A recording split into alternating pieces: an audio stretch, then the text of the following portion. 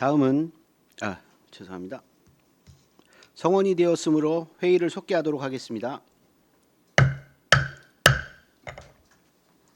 다음은 일자리 경제과 소관 결산 및 예비비 지출 승인안에 대한 설명 및 질의 답변을 실시하도록 하겠습니다. 김삼주 경제도시국장님은 나오셔서 소관 결산 및 예비비 지출 승인안에 대하여 설명하여 주시기 바랍니다. 네, 경제도시국장 김삼주입니다. 일자리 경제과 소관 2022 회계년도 일반회계 세출 및 기금과 예비비 지출 승인안에 대해서 설명드리겠습니다. 2022년도 예산액은 277억 5,445만 3천 원이며 예산 현액은 279억 3,746만 3천 원입니다. 예산 현액 대비 92.6%인 258억 6,008만 2,046원을 지출하였고 4.1%인 11억 3,894만 1,060원을 이월하였으며 3억 7,594만 8,348원의 보조금을 반납하였고 2%인 5억 6,249만 1,546원의 집행잔액이 발생하였습니다. 다음은 이쪽입니다. 예산의 이용 현황은 없으며 전용 현황 두 건은 지역화폐 발행 및 운영 지원 사업에서 사무관리비 380만 원을 기관재 근로자 보수 등 보수로 전용하였습니다.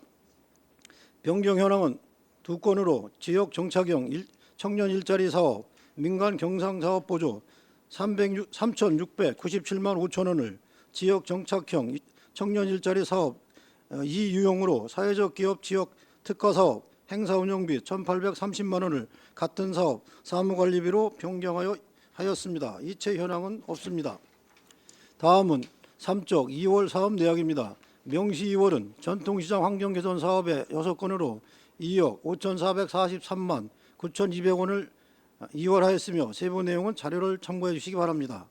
4구 2월은 두 건으로 기업 환경개선 시설비 6억 4,241만 7,290원과 전통시장 환경개선 전환사업 2억 4,208만 4,570원을 4구 2월 하였습니다. 계속비 2월은 없습니다. 다음은 4쪽 세부사업별 집행잔액 내역입니다.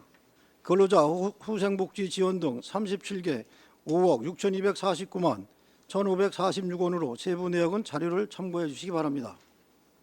다음은 기금 설명자료 1쪽 2022년도 안성시 중소기업 육성과 근로자 생활안정지원기금 결산안에 대하여 설명드리겠습니다.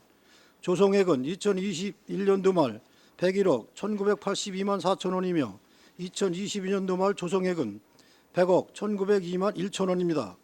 수입 결산 현황으로는 공급예금 이자 수입 1억 5,976만 7천 원, 그 외 수입 29만 7천 원, 예치금 회수 101억 1,982만 4천 원입니다.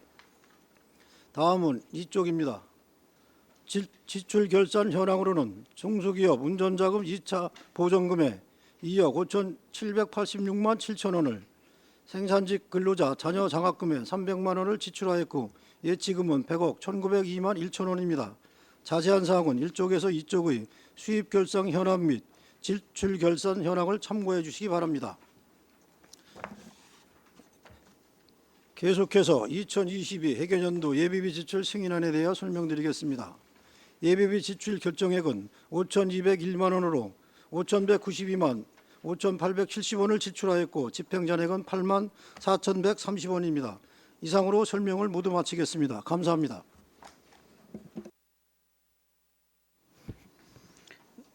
네, 김삼주 경제도시국장님 수고하셨습니다.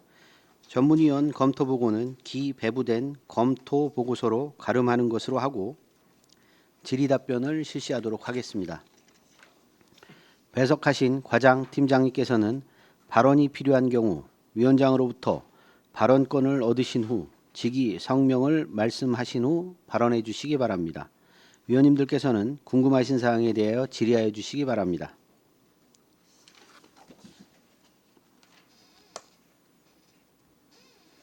네, 질의하실 내용이 없으신가요?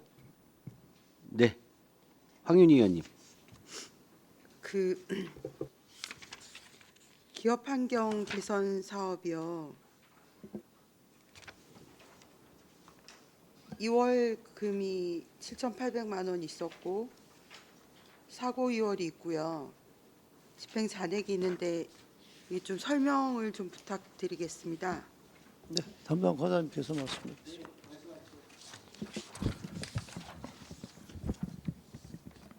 네, 일자리 경제과장 김부식입니다. 기업 환경 개선 사업에서 그 당초에 6억 4,241만 7,290원에 대해서 그 사고이율을 하였습니다. 그 사고이율 사유로는 그 저희가 안성 산업단지관리공단 청사 리모델링 공사하고 또 안성 상공에서 청사 리모델링 공사가 있었는데요. 이 두 건에 있어서 그 성면 조사 과정이 좀 지연이 됐고요. 또 리모델링 기관과의 그 설계 협의 관계에서 조금 지연이 된 사정이 있습니다. 그래서 도저히 12월까지 할 수가 없어서 사고이율을 한 사항이 되겠습니다. 그 이게 그러면 반납할 기간도 잘 안 맞았던 건가요? 공사를 이제 추진하고 있는 상태였기 때문에 반납할 수는 없고요.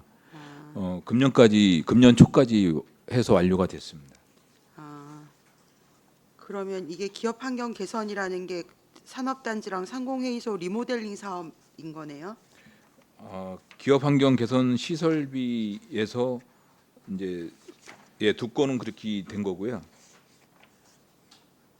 네, 그렇습니다. 그러면 이게 실질적으로 민간 기업과 연관 있는 건 아닌 사업이었던 거죠? 네, 네, 네. 네, 알겠습니다. 그리고 그 성과 지표를 혹시 보시는지 모르겠는데요. 기업 환경 개선 사업 수혜 업체 수가 목표가 40개였는데 0개로 나와 있어요. 실적은 이게 맞는 건가요? 기업 환경 개선 사업 수혜 업체 수.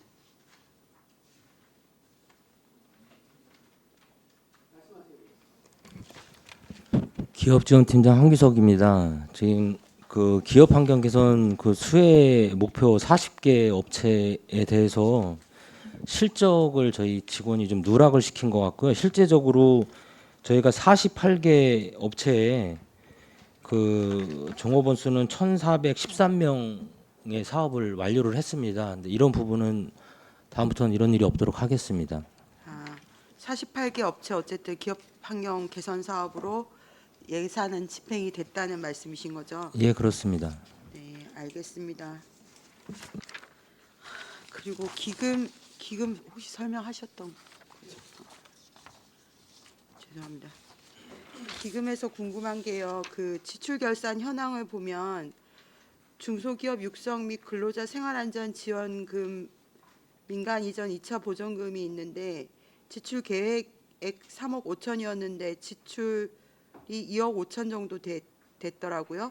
사유가 저금리 에 따른 이자 수입 감소로 운전자금 지원을 축소했다고 하셨는데 잔액이 있는 건데 어쨌든 수입이 적다고 이렇게 지원을 축소하는 한 건가요, 이게?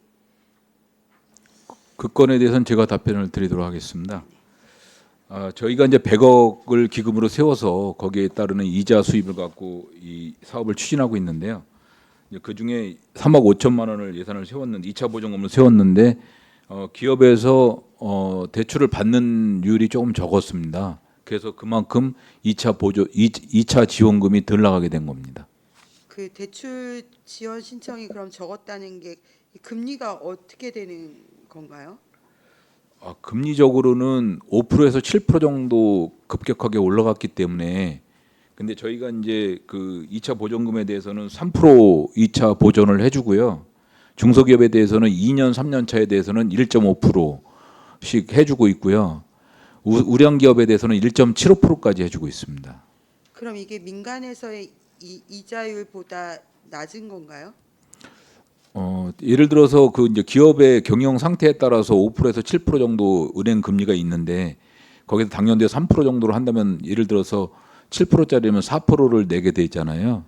그래도 그 기업의 입장에서는 좀 금리적으로는 많이 도움이 되는 걸로 알고 있습니다.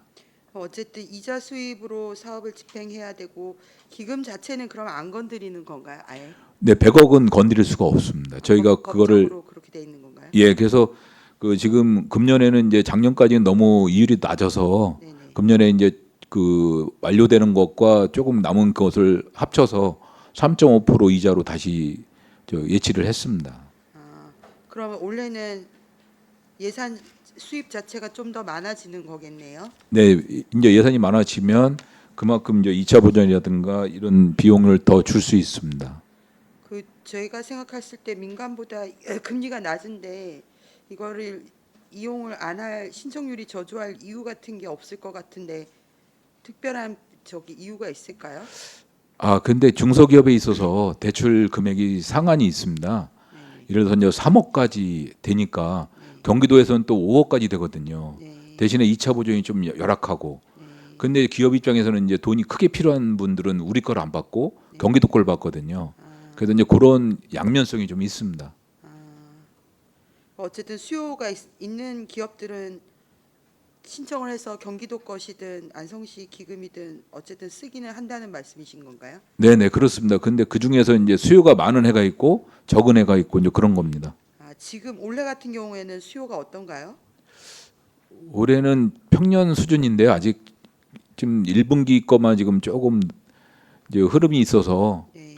좀 지켜봐야 될 것 같습니다. 네, 알겠습니다. 이상입니다. 예, 다른 의원님들 질의하실 내용 있으십니까?